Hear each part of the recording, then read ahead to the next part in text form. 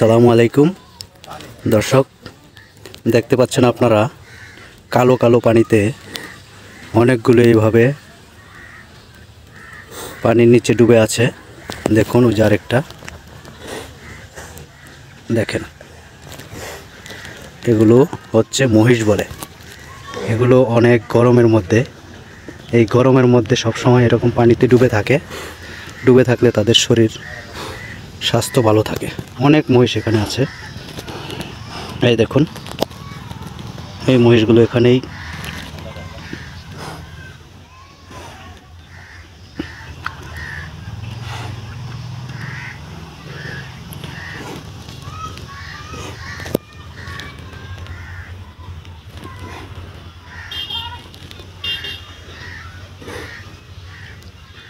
ভিডিওটা কার কার ভালো লাগলো কমেন্টে জানাবেন।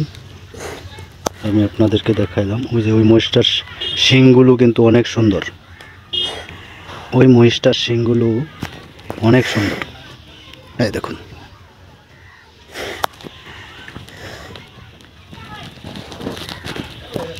পানিতে এভাবেই ডুবে আছে অত্যাধিক এই গরমের মধ্যে, এরকমভাবেই তারা ডুবে থাকে।